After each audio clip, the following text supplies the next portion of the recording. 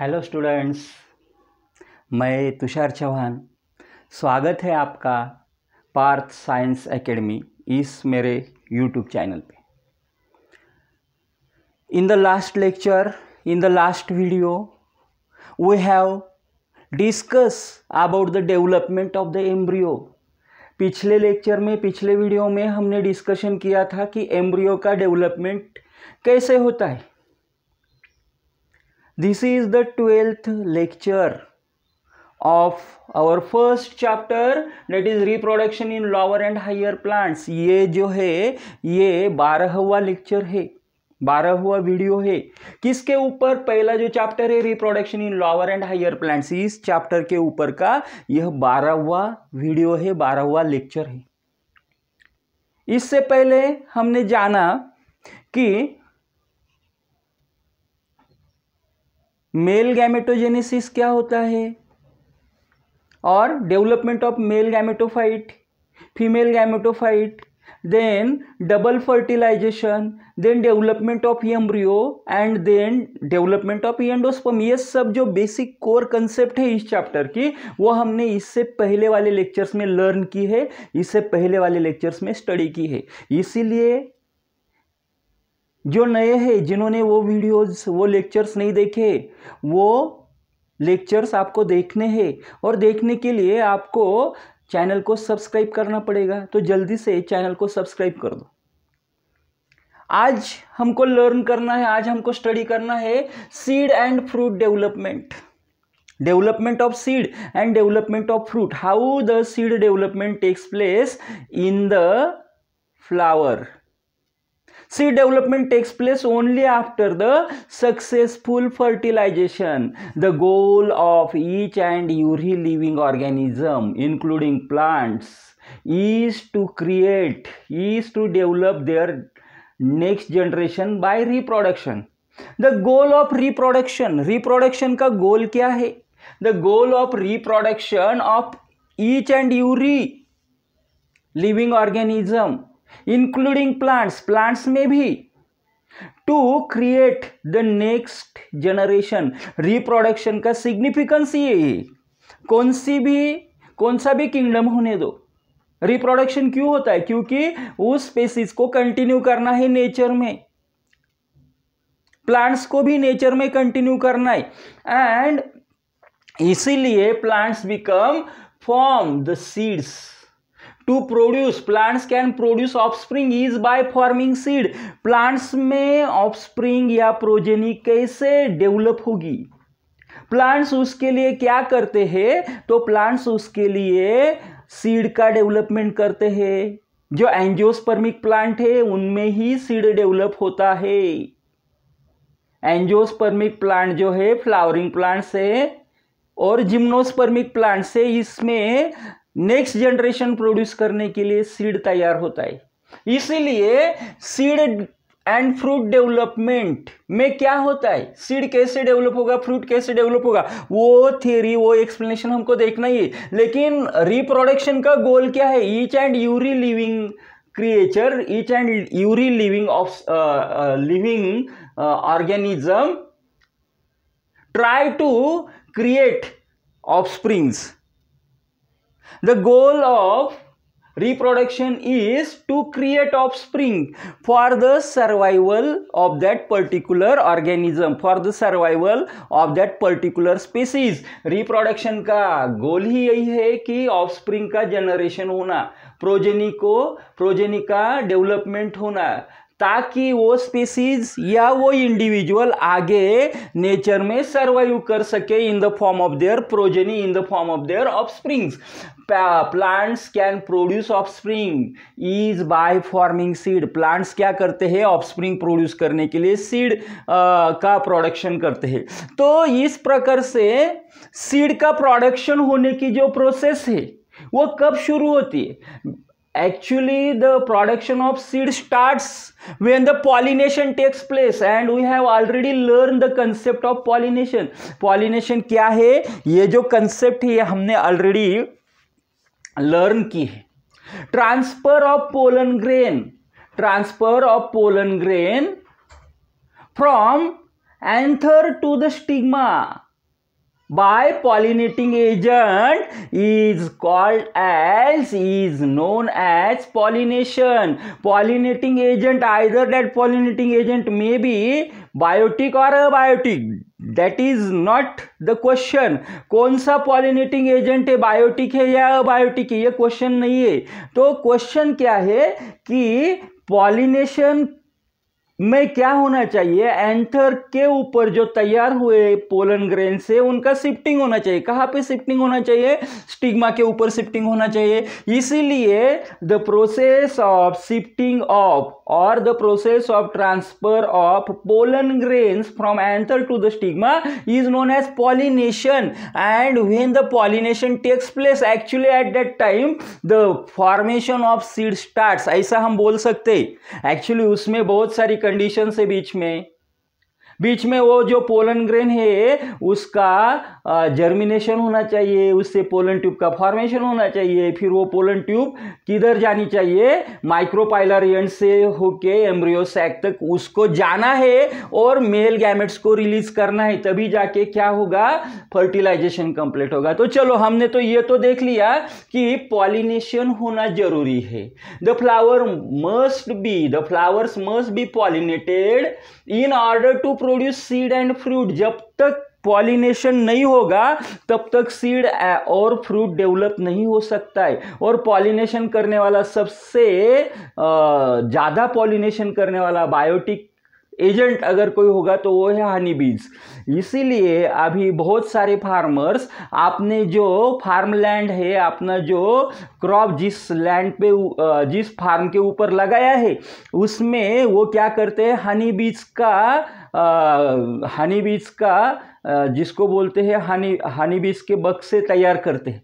यानी उसमें वो हनी बीज का जो है उसका संगोपन करते हैं, उसको बढ़ाते हैं, हनी बीज को वहाँ रखते हैं।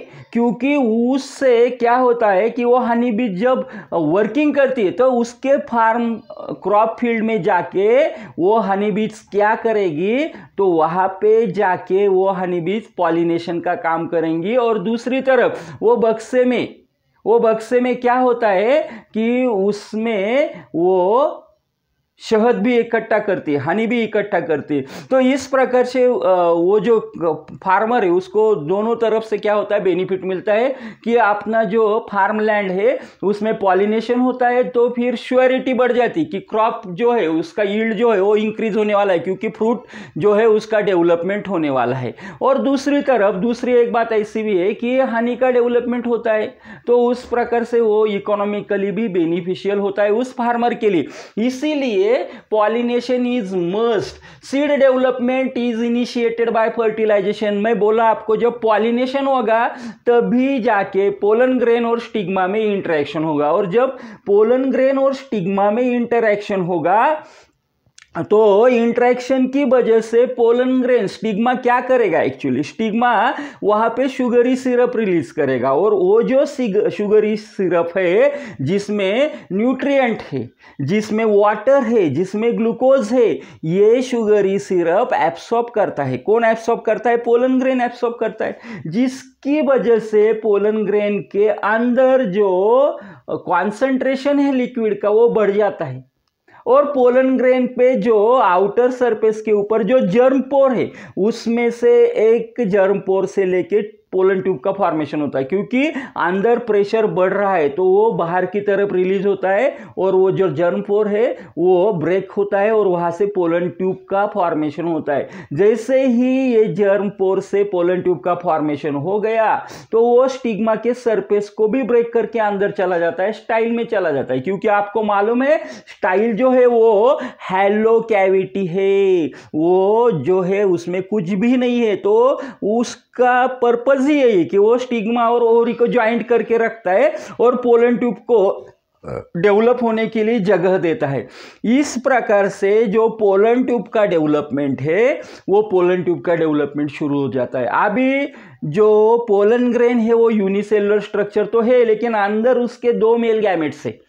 तो ये दो मेल गैमेट्स उस पोलन ट्यूब के माध्यम से वो जो सभी साइटोप्लाज्म है उस पोलन ग्रेन के अंदर का, वो पोलन ट्यूब से होते होते होते ओवरी तक पहुंचता है और जो पोलन ट्यूब है वो ओवरी की तरफ बढ़ने लगती है, ग्रो होने लगती है। अभी क्या होता है कि ये जो पोलन ट्यूब है वो ग्रो होते होते होते ओवरी तक आएगी, फिर माइक्रोपाइलर एंड तक आएगी, क्योंकि माइक्रोपाइल आपको मालूम है it is the opening of the ovary by which the pollen tube enter. और फिर माइक्रोपाइल के ऊपर क्या होता है, एक एग एपरेटस होता है जिसमें 3 सेल होगी, एक सेल होगी जिसको हम फीमेल गैमेट बोलते हैं और 2 सिनर्जिड्स होगी। अभी ये जो एक सेल है, ये एक सेल और सिनर्जिड्स ये मिलके बनता है एग एपरेटस। जब पोलन ट्यूब इसके अंदर एम्ब्रियो सैक के अंदर आ जाती है तो उस वक्त क्या होता है कि ये जो मेल गैमेट्स है वो मेल गैमेट्स एम्ब्रियो सैक में रिलीज हो जाते हैं। पोलन ट्यूब का जो एपेक्स है, जो आगे वाला जो एंड है वो ब्रेक हो जाता है, लेकिन वो ब्रेक होने से पहले वो पोलन ट्यूब क्या करती है, सिनर्जिड्स को भी ब्रेक कर देती है। सिनर्जिड्स भी डिजेनरेट होने लगती है और वो वाटर रिलीज कर देती है, क्योंकि सिनर्जिड्स जो है वो वाटरी सेल्स है। तो इस प्रकार से, क्योंकि पोलन ग्रेन में जो मेल गैमेट्स है वो तो नॉन मोटाइल है, वो नॉन मोटाइल है, और ऐसे नॉन मोटाइल गैमेट्स को मूवमेंट के लिए कुछ तो मीडियम की जरूरत है, लिक्विड की जरूरत है, और वो लिक्विड प्रोवाइड करता है सिनर्जिड। तो क्या हो गया, अभी एम्ब्रियो सैक में दोनों मेल गैमेट रिलीज हो गए। फिर क्या होता है कि पहला जो मेल गैमेट है वो पहले वाले, यानी पहला जो मेल गैमेट है, एक मेल गैमेट उसमें का, वो क्या करता है कि वो एक सेल के साथ उसका फ्यूजन होता है, और दूसरा जो मेल गैमेट है वो लिक्विड जो मीडियम है, सिनर्जिड ने जो वाटर रिलीज किया है उस वाटर के थ्रू सेंट्रल पार्ट में पहुंचता है जहां सेकेंडरी न्यूक्लियस है। अभी सेकेंडरी न्यूक्लियस जो है वो क्या है कि वो एक्चुअली वो जो सेल है उसमें 2 न्यूक्लिया है, तो उसमें सेकेंडरी न्यूक्लियस और सेकंड मेल गैमेट का फ्यूजन होता है। अभी देखो ये जो male gamete, secondary male gamete, उसमें 2 न्यूक्लिया है और एक मेल गैमेट का न्यूक्लिया है। सेकेंडरी न्यूक्लियस में 2 मेल गैमेट है और एक मेल गैमेट का न्यूक्लिया है। अभी जो फ्यूजन होगा उससे जो सेल तैयार होगी, तो टोटल न्यूक्लिया कितने हो गए, 3 न्यूक्लिया हो गए। इसीलिए वो जो सेंटर में फ्यूजन होता है उसको हम ट्रिपल फ्यूजन ऐसा भी बोलते हैं, और वो जो सेल तैयार होती है उसको ट्रिप्लॉइड सेल बोलते हैं। और वो जो ट्रिप्लॉइड सेल है वो ट्रिप्लॉइड सेल क्या है, तो that is primary endospermic nucleus. वो PEN प्राइमरी एंडोस्पर्मिक न्यूक्लियस है कि जिससे वो एंडोस्पर्मिक न्यूक्लियस प्राइमरी जो है वो आगे जाके मैच्योर होगा और एंडोस्पर्म में डेवलप होगा। यहां तक तो आपको समझ में आ गया। अभी क्या हुआ कि अभी जो एम्ब्रियो है, एम्ब्रियो का डेवलपमेंट कहां पे होगा, जब पहली जो कुछ मेल गैमेट था वो फीमेल गैमेट के साथ उसका फ्यूजन हो गया था, तो उससे जाके उस फ्यूजन में से जाइगोट तैयार होता है और zygote leads to formation of embryo, और यही जाइगोट से जाके आगे चल के उसका डेवलपमेंट होके एम्ब्रियो तैयार हो जाता है। तो इस प्रकार से हमने देखा कि ये जो एम्ब्रियो सैक है उसमें एक तो ट्रिपल फ्यूजन हो गया, उसमें जाइगोट का फॉर्मेशन भी हो गया, और दोनों के दोनों मेल गैमेट्स इसमें यूटिलाइज हो गए। इसीलिए इस मेल गैमेट्स को, या इसीलिए इस प्रकार के फर्टिलाइजेशन को हम बोलते हैं डबल फर्टिलाइजेशन। दिस इज, ये तो खाली रिकैप था डबल फर्टिलाइजेशन का। आपको बहुत डिटेल में अगर जानना है डबल फर्टिलाइजेशन क्या है तो हमने जो एक्सप्लेनेशन किया है वो जो वीडियो है वो आपको देखना पड़ेगा। तो चलो अभी ये तो हो गया कि seed development is initiated by fertilization. Only after the successful completion of the fertilization, then the development of the seed takes place. जब सक्सेसफुल फर्टिलाइजेशन हो जाता है उसके बाद ही सीड का डेवलपमेंट जो है वो शुरू हो जाता है। एज वेल एज जब सक्सेसफुल फर्टिलाइजेशन हो जाएगा, सीड का डेवलपमेंट शुरू हो जाएगा, तब क्या होता है, the integument of the fertilize ovule, जो फर्टिलाइज ओव्यूल है, ओव्यूल को ही हम एम्ब्रियो सैक बोलते हैं, उसमें हमने देखा कि अंदर तो चलो देख लिया कि क्या है, एग एपरेटस है, फिर सेंट्रल में सेकेंडरी न्यूक्लियस है, फिर ऊपर चालाजल एंड के ऊपर 3 एंटीपोडल सेल्स है, ये तो हमने देख लिया। लेकिन बाहर का जो आउटर मोस्ट प्रोटेक्टिव लेयर है उसको हम इंटेग्यूमेंट बोलते हैं। उसमें 2 लेयर होते हैं, आउटर इंटेग्यूमेंट, इनर इंटेग्यूमेंट। तो ये जो इंटेग्यूमेंट है, ये integument become develop as a seed coat. The integument during the seed development, the integument of the fertilize ovule. लेकिन ओव्यूल कैसा होना चाहिए, एम्ब्रियो सैक कैसी होनी चाहिए, फर्टिलाइज होनी चाहिए। The integument of the fertilize ovule transform into seed coat, वो सीड कोट में डेवलप हो जाती है। Sometimes seed has two distinct covering, इसीलिए कुछ सीड्स में दो डिस्टिंक्ट कवरिंग होती है, जिसमें आउटर कवरिंग को बोला जाता है testa. The outer covering is known as testa, while the inner covering is known as tegmen. Inner जो कवरिंग होती है, उस इनर कवरिंग को हम बोलते हैं टेगमन। नाउ अभी जो है यहां तक तो आपको ध्यान में आ गया कि जब फर्टिलाइजेशन होता है तो फर्टिलाइजेशन में ट्रिपल फ्यूजन की जो जगह है वहां पे ट्रिप्लॉइड सेल तैयार होती है, उसको हम प्राइमरी एंडोस्पर्मिक न्यूक्लियस बोलते हैं। और माइक्रोपाइलरी एंड के ऊपर जाइगोट का फॉर्मेशन होता है। तो ये तो बेसिक बात है। और ये जब हो गया तब क्या हो गया कि एम्ब्रियो फर्टिलाइज हो गया। जैसे ही एम्ब्रियो फर्टिलाइजेशन कंप्लीट हो गया, तभी जो उसका एम्ब्रियो का या एम्ब्रियो सैक का या ओव्यूल का आउटर मोस्ट कवरिंग है, जिसको हम इंटेग्यूमेंट बोलते हैं, वो सीड कोट में डेवलप होने लगता है। अभी ये जो सीड कोट है, ये सीड कोट कुछ कुछ सीड में दो कवरिंग होते हैं उसके ऊपर, तो आउटर कवरिंग को बोला जाता है टेस्टा, और जो इनर कवरिंग है उसको बोला जाता है टेगमन। नाउ अभी सीड के तो दो पार्ट आपको मालूम है। सीड को हम दो टाइप में डिवाइड करते हैं। देखो मैं क्या बोल रहा हूं, मोनोकोट और डाइकोट, ये तो अलग बात हो गई। यहां पे हम अलग प्रकार से सीड को डिवाइड करेंगे। अभी मोनोकोट क्या है और डाइकोट क्या है, ये तो एंजियोस्पर्म्स के क्लास है। ये भी सीड के दो टाइप ही हो गए एक प्रकार से देखेंगे तो इसमें क्या है कि मोनोकोट में क्या होता है कि मोनोकोट में single cotyledon is present, and dicot में क्या होता है, डाइकोट में two cotyledons are present. In the monocot single cotyledon is present, and in the dicot two cotyledons are present. That's why the seed may be monocot or dicot. The seed having single cotyledon is called as, is considered under class monocotyledony. जिस seed में क्या है, single कोटिलिडॉन है, उसको हम क्या बोलते हैं, क्लास मोनोकोटिलिडॉनी का सीड बोलते हैं। उसका एक ग्रुप कर दिया, उसको बोला क्लास, वो जो है वो क्लास मोनोकोटिलिडॉनी हो गया। और जिस सीड में हम क्या करते हैं, देखते हैं कि दो कोटिलिडॉन प्रेजेंट है, तो उस सीड को हम क्लास डाइकोटिलिडॉन में क्या करते हैं, क्लासिफाई करते हैं। अभी ये क्यों किया गया, अभी क्लास मोनोकोट का जो है उसमें मोनोकोट क्या होता है, कोटिलिडॉन क्या होता है।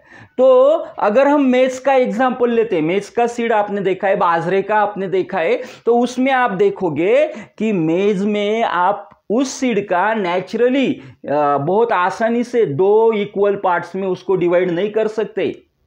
द मेज seed can not be divide equally into two equal parts.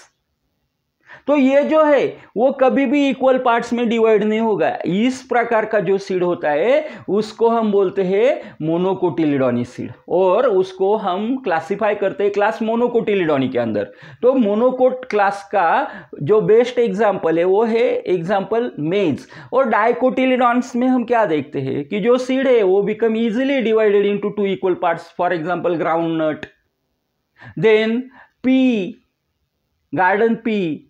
ये जो है ग्राउंड नट है, जिसको हम मूंगफली बोलते हैं, उसका जो सीड होता है, वो जो सीड है वो इजीली, आपने देखा है कि मूंगफली का जो सीड है वो इजीली टू कोट्स में डिवाइड हो जाता है, इक्वल होते हैं वो दोनों भी कोट, इसीलिए उसको उसका क्लासिफिकेशन किया जाता है क्लास डाइकोटिलिडॉन्स में। तो ये जो डाइकोटिलिडॉन्स है उसका बेस्ट एग्जांपल है ग्राउंडनट। लेकिन यहाँ पे हमको सीड को मोनोकोट और डाइकोट में नहीं डिवाइड करना है, हमको सीड को डिवाइड करना है दो अलग कैटेगरी में, that become endospermic seed and non endospermic seed. Seed में बी एंडोस्पर्मिक और non endospermic on the basis of endosperm. Endosperm के बेसिस के ऊपर सीड एक तो एंडोस्पर्मिक हो सकता है या तो सीड नॉन एंडोस्पर्मिक हो सकता है।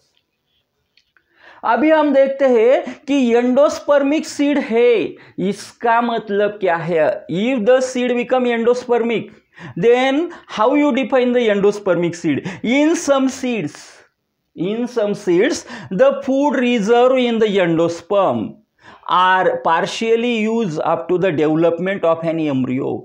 कुछ प्रकार के सीड्स ऐसे होते हैं जब एंडोस्पर्म का डेवलपमेंट शुरू हो जाता है उसके तुरंत बाद एम्ब्रियो का डेवलपमेंट शुरू हो जाता है। अभी जो एम्ब्रियो है वो एम्ब्रियो क्या करता है, डेवलपमेंट जब एंडोस्पर्म का हो रहा है तो उसको कंज्यूम करने लगता है, उससे इसलिए बोला गया है द फूड रिजर्व, एंडोस्पर्म में जो फूड रिजर्व है उस रिजर्व का यूटिलाइजेशन करता है खुद के डेवलपमेंट के लिए, एम्ब्रियो उस फूड को यूटिलाइज करता है। एंड ऐसा जो सीड होता है उसमें and endosperm remains in greater part, उसको यूटिलाइज करने के बाद भी उसमें क्या है कि एंडोस्पर्म बचा रहता है उस सीड में। अभी देखो हाँ क्या हुआ, for the development of embryo, development utilises the endosperm but still remains in the greater part of the seed, that's why it is called as endospermic seed. Embryo खुद के डेवलपमेंट के लिए, एम्ब्रियो क्या करता है डेवलपमेंट के लिए endosperm का फूड जो है उसको यूटिलाइज करता है, लेकिन यूटिलाइजेशन करने के बाद भी बहुत सारा सीड का जो पार्ट है उसमें एंडोस्पर्म बाकी रह जाता है। एंडोस्पर्म फिर भी उसमें है, यूज करने के बाद भी, अभी एम्ब्रियो भी डेवलप हो गया लेकिन फिर भी एंडोस्पर्म उसमें है। इस प्रकार के सीड को हम बोलते हैं endospermic seed. That's why in some seeds the food reserve in the endosperm partially, देखो यहां पे ये शब्द बहुत इंपॉर्टेंट है, partially use up to the development of an embryo. Partially use होता है एम्ब्रियो के डेवलपमेंट के लिए एंडोस्पर्म का जो फूड मटेरियल है। एंड एंडोस्पर्म रिमेन्स, ये वर्ड भी बहुत इंपॉर्टेंट है, रिमेन्स वो उसके बाद भी बचा रह जाता है। And the endosperm remains in greater part, बहुत ज्यादा एंडोस्पर्म बचा रहता है ऑफ द सीड, उसको हम बोलते हैं such type of seed is known as endospermic seed. This endospermic seed is also called as albuminous seed. Best example है उसका मेज, एंडोस्पर्मिक सीड को ही हम अल्बुमिनस सीड भी बोलते हैं, उसके लिए उसका जो बेस्ट एग्जांपल है वो है मेज। और दूसरा प्रकार है नॉन एंडोस्पर्मिक सीड। अभी एंडोस्पर्मिक सीड के ऊपर से आपको नॉन एंडोस्पर्मिक सीड क्या है उसकी आइडिया आ गई होगी।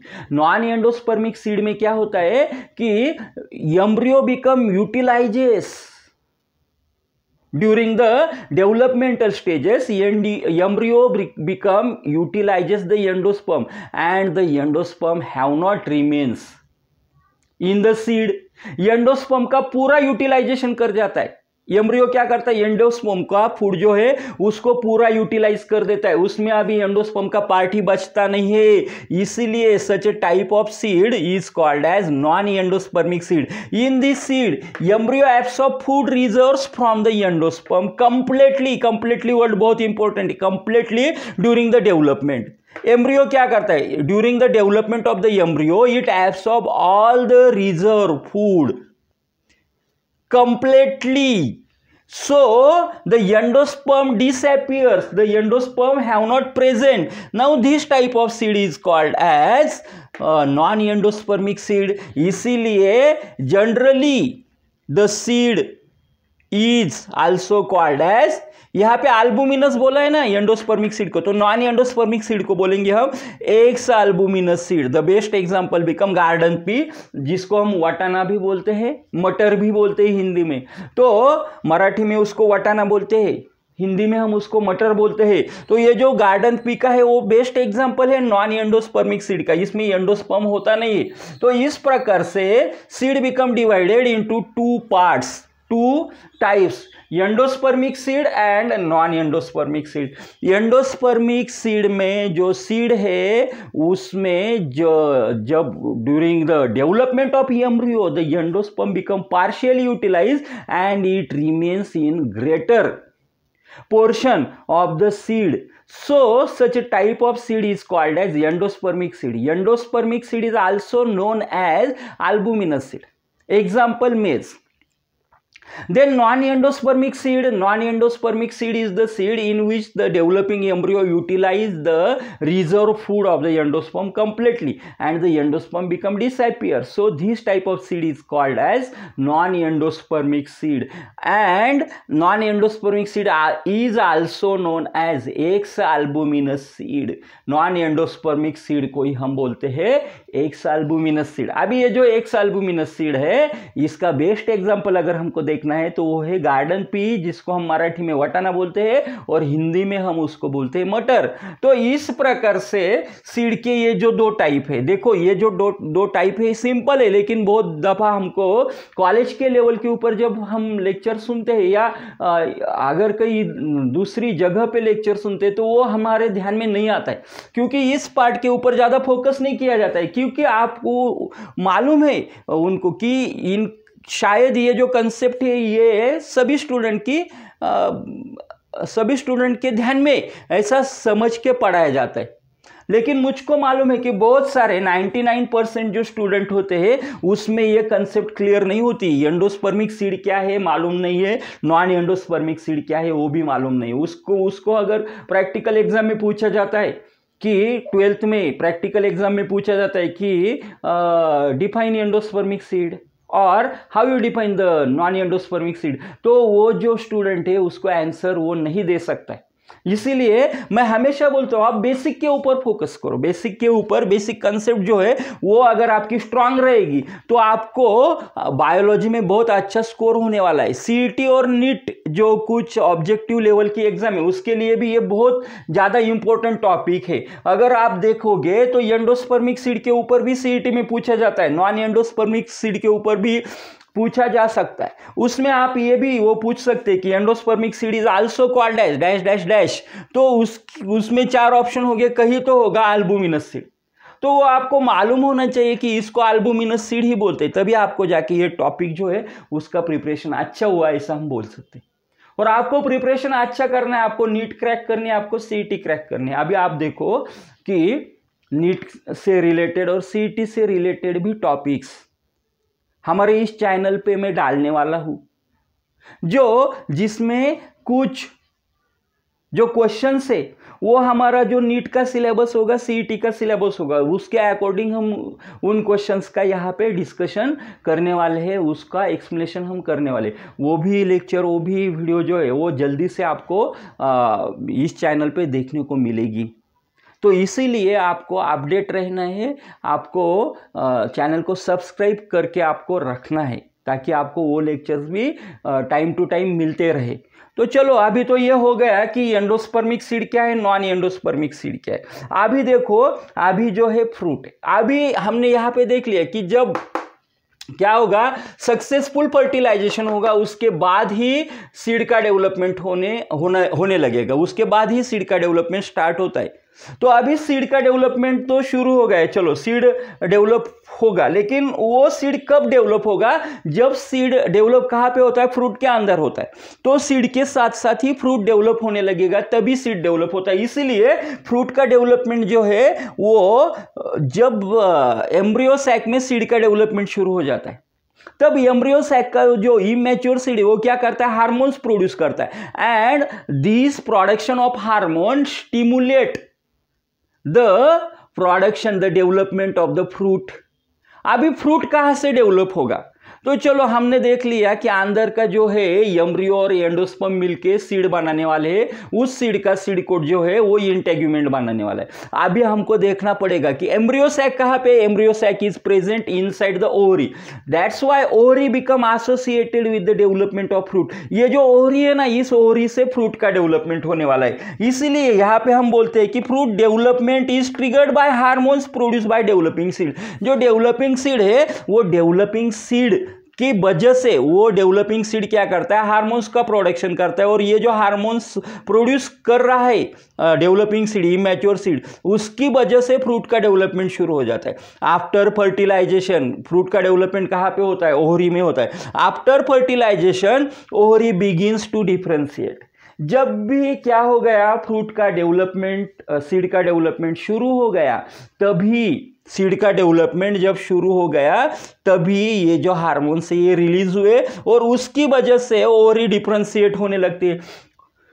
After fertilization ovary begins to differentiate into fruit and ovary wall develops into pericarp. जो ओवरी वॉल है ओवरी डिफरेंशिएट होना शुरू हो गया और वो जो ओवरी वॉल है वो ovary wall become develop as a pericarp. अभी पेरिकार्प क्या है मैं आपको बाद में बताऊंगा, क्योंकि पेरिकार्प क्या है कि अगर आप जो मैंगो का फ्रूट देखो तो सीड, उसका जो अंदर का सीड है वो छोड़ के जो बाहर वाला पल्पी पोर्शन है जिसको हम कंज्यूम करते हैं और जो उसका आउटर मोस्ट लेयर है जिसको हम आउटर कवरिंग भी बोलते हैं, तो ये जो सब पार्ट है उसको हम मिला के पेरिकार्प बोलते हैं। अभी पेरिकार्प के जो लेयर है वो हम बाद में यहाँ पे हमने फिगर स्केच की है, उसका डायग्राम बनाया है, उस डायग्राम के ऊपर से हम समझ लेंगे उसको।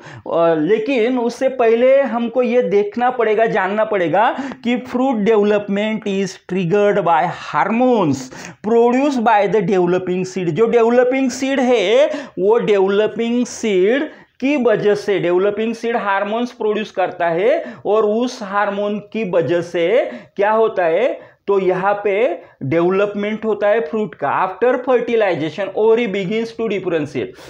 फर्टिलाइजेशन के बाद जो ओवरी है वो डिफरेंशिएट होना शुरू हो जाती है into fruit and ovary wall develops as a pericarp while ovule means embryo sac become develop into the seed. ये तो हो गया सीड कहाँ पे डेवलप होगा, फ्रूट कहाँ पे डेवलप होगा। ओवरी जो है उसके अंदर एम्ब्रियो सैक से सीड डेवलप होने वाला है, ओव्यूल से सीड डेवलप होने वाला है और जो पूरी की पूरी ओवरी वो क्या बनाती है, फ्रूट का प्रोडक्शन या फ्रूट में डेवलप होने वाली है।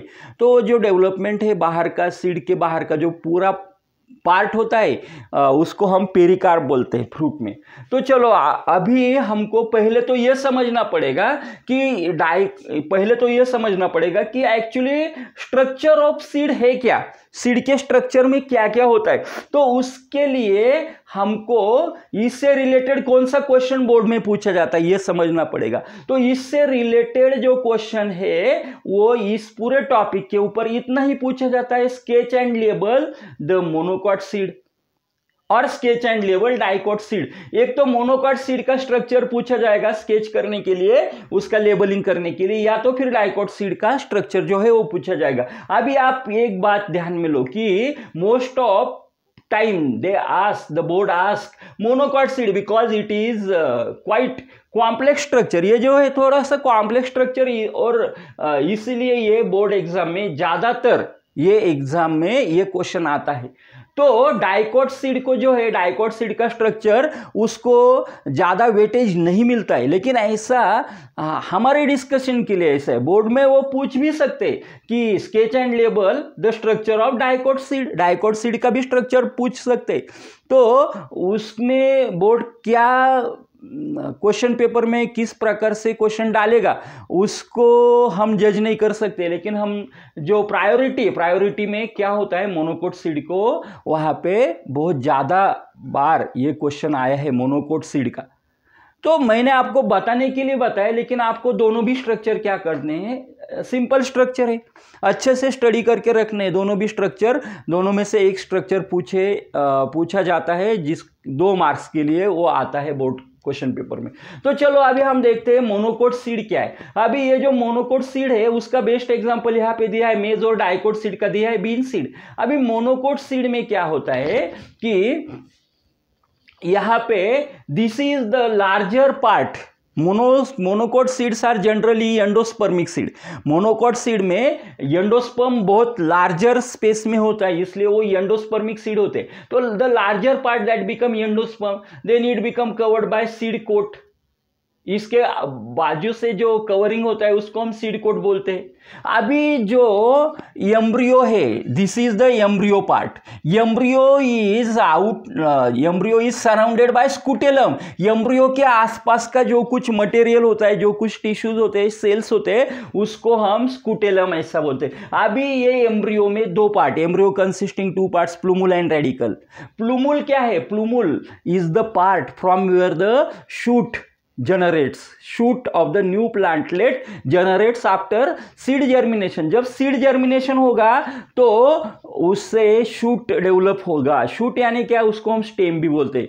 stem develops in the upward direction. It is the upward axis of the plant. Plant का upward axis है, जमीन के ऊपर आता है और upward direction में उसका ग्रोथ होता है.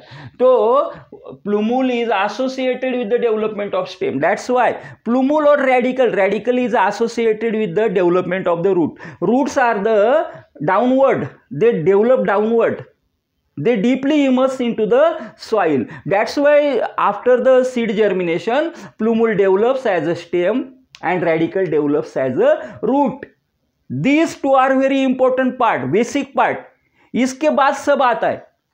इसके बाद फिर रूट के टाइप्स आएंगे, रूट में अंदर. उसके बाद फिर स्टेम आएगा तो स्टेम के ऊपर ब्रांचेस, लीफ, फिर फ्रूट, फिर फ्लावर, सीड, ये सब उसमें आता है. लेकिन बेसिक पार्ट कौन से दो, तो रेडिकल है और प्लूमुल है. तो ये जो embryo is surrounded by scutellum tissue and the plumule is extra protective by the कोलिप्टाइल.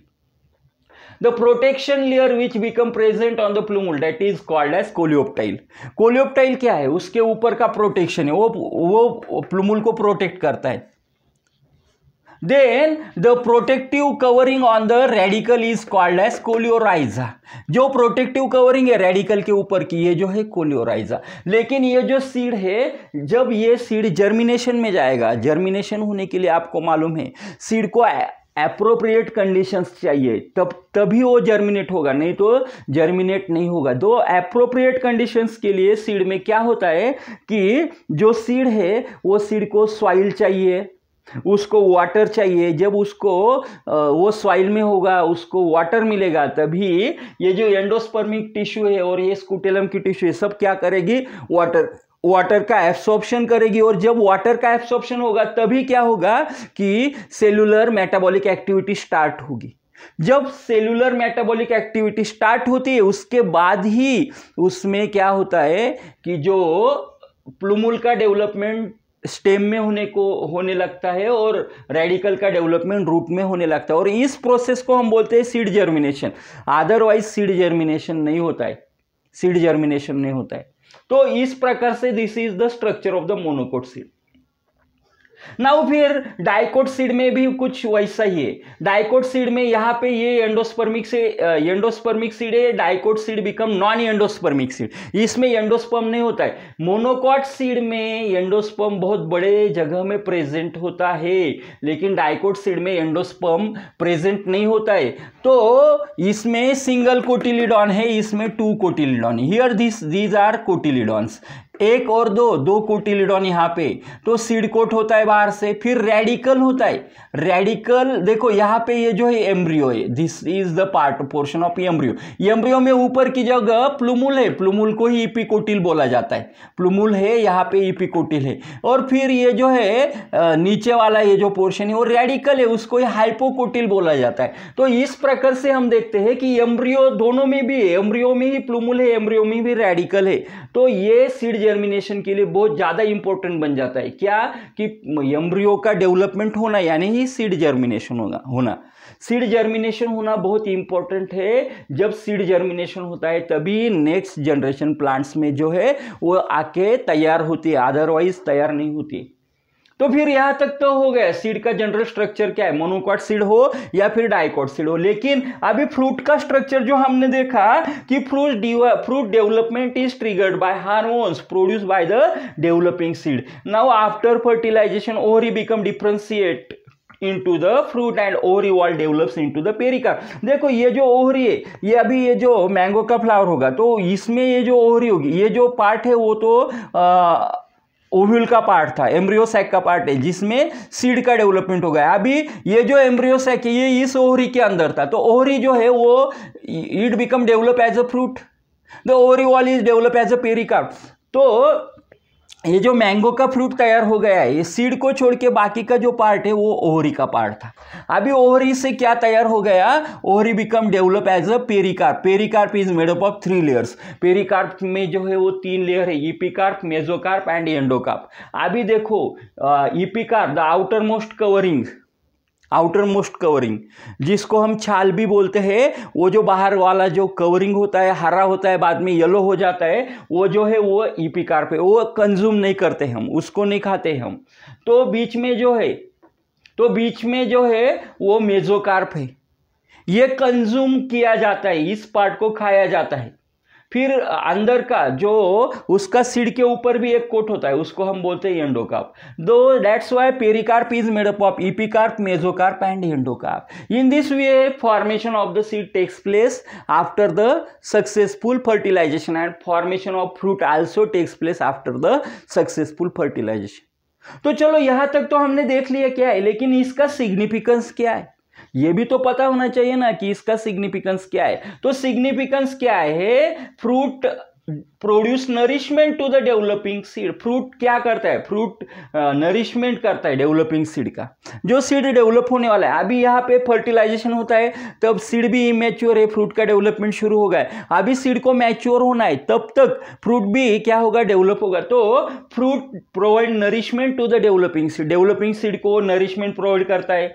फिर फ्रूट जो है, fruit protects the seed, fruit seed को प्रोटेक्ट भी करता है। Then seed develop into next generation. पहले दो सिग्निफिकेंस फ्रूट के थे, fruit provide nourishment to the developing seed and fruit protect the seed. अभी जो है seed develops next generation of the plant, plant का नेक्स्ट जनरेशन ये जो सीड है वो डेवलप करता है। ये सीड का सिग्निफिकेंस हो गया। Seed help distribution of the species in the nature. नया नेक्स्ट जनरेशन तो डेवलप करता ही है, लेकिन नेचर में सीड क्या करता है, उस प्लांट को डिस्ट्रीब्यूट करता है। किस प्रकार से डिस्ट्रीब्यूट करता है ये भी इंपॉर्टेंट है। अभी देखो, जो सीड है वो फ्रूट के अंदर है और फ्रूट को कंज्यूम कौन करते हैं, एनिमल्स कंज्यूम करते हैं। उसके साथ ही बहुत प्रकार के जो बर्ड्स है, वो बर्ड्स भी फ्रूट को कंज्यूम करते हैं। तो जब सीड छोटा होता है या बड़ा होता है, अगर बड़ा है तो फिर हाथी जैसे एनिमल है, कैमल जैसे, हिरन जैसे एनिमल है, वो उस सीड को, उस फ्रूट को कंज्यूम करेंगे और उनका माइग्रेशन होता है। अगर फ्रूट छोटा है, सीड छोटा है, तो बर्ड उसको कंज्यूम करते हैं और बर्ड का या एनिमल्स का जो डाइजेस्टिव ट्रैक है, वो डाइजेस्टिव ट्रैक सीड को पचा नहीं पाता है, उसमें उसका डीजेनरेशन नहीं होता है, seed remains as it is, seed वैसे ही रहता है डाइजेस्टिव ट्रैक में। और जब वो जो डाइजेशन के बाद वो जो अनडाइजेस्टेड मटेरियल बाहर डालते हैं, तब सीड भी बाहर डाला जाता है। उतने वक्त तक 4-5 घंटे में वो जो वो जो जिसको हम बोलते हैं बर्ड्स या एनिमल्स, वो बहुत दूर तक चले जाते हैं, वो माइग्रेट होते रहते हैं हमेशा। तो उस प्रकार से ये जो सीड है, वो जो उसका प्लांट था जिसके ऊपर वो फ्रूट तैयार हुआ है, उससे बहुत दूरी वाली जगह पे जाके गिरता है। जब बर्ड्स क्या करते हैं, अनडाइजेस्टेड वेस्ट को इलिमिनेट करते हैं, उसके बाद फिर वो जो सीड है वो मिट्टी में आ जाएगा और फेवरेबल कंडीशन, जैसे बरसात होगी उसको फेवरेबल कंडीशन मिलेगी, वो जर्मिनेट होगा। इसीलिए बोला है seed help distribution of the species, plant species in the nature. अभी चलो यहां तक भी हमारा हो गया। लास्ट टॉपिक है इस पूरे चैप्टर का, जिसमें 4-5 इंपॉर्टेंट कंसेप्ट आती है। वो इंपॉर्टेंट कंसेप्ट है, यहाँ पे 2 मार्क्स के लिए डायग्राम पूछी जाती है, लेकिन इन कंसेप्ट में से एक के ऊपर आपको आंसर इन 1 सेंटेंस आ सकता है या फिल इन द ब्लैंक्स में भी उसका आ सकता है क्वेश्चन। तो देखो डॉर्मेंसी क्या है। Dormancy is the concept which is related to the seed. ये ओनली, अभी हमने देखा कि सीड को अगर फेवरेबल कंडीशन मिलती है तभी सीड जर्मिनेट होता है। सीड का पर्पस क्या है, टू जर्मिनेट। जब जर्मिनेशन होगा तभी नेक्स्ट प्लांट तैयार होगा, प्लांटलेट, जिसको हम छोटा पौधा बोलते हैं, वो प्लांटलेट तैयार होगा। तो अगर उसको फेवरेबल कंडीशन नहीं मिलती, if the seed have not getting the favourable condition, it have not goes under the germination and it remains as in the original form for long period. अगर उसको फेवरेबल कंडीशन नहीं मिलती है तो वो seed germinate नहीं होता है और वो 2 साल 4 साल तक वैसे ही रहेगा। The germination of seed hasn't takes place. This property of the seed is known as dormancy. The period in which it remains in its original condition, then that period is known as dormancy period. जब तक seed में कोई भी activity होती नहीं, if the seed have not getting appropriate favorable conditions, the metabolic activity of seed have not restored and the seed remains as it is for long period, this property is called as dormancy of the seed, because अगर वो long period तक survive करता है तो कभी भी 2 साल में, 3 साल में, 4 साल में, कभी भी जब उसका कॉन्टैक्ट सॉइल से होगा उसको फेवरेबल यानी उसको क्या मिलेगा, वाटर मिलेगा, तब उसमें सीड जर्मिनेशन होगा, नया प्लांट तैयार होगा। लेकिन वो डॉर्मेंसी में चला जाता है, in the dormancy period the seed can not degenerate, उसको फंगल इन्फेक्शन नहीं हो सकता है, उसको डीजेनरेट नहीं किया जा सकता है, वो डीजेनरेट नहीं होता है। This increases the survival capacity of the plant species. If the seed have not getting favorable condition, it does not undergoes germination. It remains in its original position. This property is known as dormancy. Seed के लिए बहुत important है, plant species के survival के लिए बहुत important. Then उसके बाद आता है apomixis. Apomixis is nothing but asexual method of reproduction. हमने हमारे पहले, दूसरे, तीसरे लेक्चर में, वीडियो में ये सब कंसेप्ट स्टडी किए। Here in the apomixis, mixis means mixing and apo means single. Apomixis become it invert single parent, and single parent is nothing but asexual method of reproduction. Asexual method of reproduction in the plants is called as vegetative propagation. Vegetative propagation बोला जाता है asexual method को। Then आता है parthenocarpy. This is one of the important. Parthenocarpy means without fertilization। अभी हमारा perception हो गया है कि अगर एंजियोस्पर्मिक प्लांट जो है उसमें फर्टिलाइजेशन होने के बाद ही फ्रूट का डेवलपमेंट होगा, फर्टिलाइजेशन नहीं होगा तो फ्रूट और सीड डेवलप नहीं होगा। लेकिन कुछ प्लांट्स में ऐसा होता है कि without fertilization the fruit development takes place, and such plants are known as, such a method is known as parthenocarpy and the fruits are called as parthenocarpous fruit. Fertilization के बगैर यहाँ पे क्या होता है, फर्टिलाइजेशन के बगैर यहाँ पे फ्रूट का डेवलपमेंट होता है। और ऐसे प्लांट्स को, इस प्रोसेस को हम बोलते हैं पार्थिनोकार्पी, और ऐसे प्लांट्स को हम बोलते हैं पार्थिनोकार्प, ऐसे फ्रूट्स को हम बोलते हैं parthenocarpous fruits. That's why parthenocarpy is one of the important concept. Now ये जो पार्थिनोकार्पी है उसका बेस्ट एग्जांपल है बनाना एंड उसका दूसरा एग्जांपल है grapes. Then the last concept that become polyembryony. Polyembryony means development of more than one embryo in a embryo sac. Embryo sac में क्या होता है कि एक की जगह ज्यादा एम्ब्रियो तैयार होते, उसको हम बोलते हैं polyembryony, development of more than one embryo. And the best example of the polyembryony that become species of the citrus genus. Citrus यानी लेमन जीनस जो है, लेमन के कैटेगरी में जो जो प्लांट्स आते हैं उसको सिट्रस, वो पूरा जो है ग्रुप उसको सिट्रस जीनस बोलते हैं। तो सिट्रस जीनस में हमको पॉलीएम्ब्रॉयनी देखने को मिलती है। तो देखो स्टूडेंट्स, यहाँ पे डॉर्मेंसी, एपोमिक्सिस, पार्थिनोकार्पी या पॉलीएम्ब्रॉयनी, इनसे रिलेटेड एक क्वेश्चन तो पूछा ही जाता है बोर्ड एग्जाम में, एक क्वेश्चन आता है। तो इस प्रकार से हमने हमारा ये जो पहला चैप्टर है reproduction in lower and higher plants, we have completed this chapter. हमारा ये चैप्टर आज कंप्लीट हुआ है। इसके लिए हमने 12 लेक्चर्स, 12 लेक्चर्स, और वो भी छोटे लेक्चर्स नहीं, 10 मिनट, 5 मिनट, 12 मिनट, 14 मिनट के। तो पूरा हमारा हर एक लेक्चर जो है नियर अबाउट 50 मिनट्स का है, 45 मिनट्स का है। तो बड़े लेंथ वाले पूरे एक्सप्लेनेशन के साथ हमने ये लेक्चर्स लिए हैं, ये वीडियो तैयार किए हैं। ये पूरा एक्सप्लेन हमने उसमें किया है, पूरा डिटेल में एक्सप्लेन किया है। आपको दूसरा कुछ देखने की ज़रूरत नहीं, किसी को कौन से अलग से नोट्स अभी आपको देखने की ज़रूरत नहीं है। खाली प्रश्न ये है कि आप कितना सुनते हो और कितना डीपली अंडरस्टैंडिंग करते हो। आप सुनो, सभी लेक्चर सुनो, सभी वीडियोस देखो, आप डीपली अंडरस्टैंड करो, तभी जाके आपको इन फ्यूचर आपको सक्सेस मिलेगा। तो ये थी development, seed development and fruit development की प्रोसेस। आज हमारा ये टॉपिक, ये चैप्टर कंप्लीट हुआ है, reproduction in lower and higher plant. आने वाले लेक्चर में हम हमारा जो सेकंड चैप्टर है वो सेकंड चैप्टर स्टडी करने वाले हैं, उसको हम स्टार्ट करने वाले हैं। आज आपने ये जो लेक्चर है वो देखा। Thanks for watching this lecture, thanks for watching this video. Have a nice day to all of you. हम यहीं पे आज रुकते हैं, इसको हमने कंप्लीट किया, यहाँ पे हम स्टॉप करते हैं। Have a nice day to all of you, have a good day to all of you and thank you again.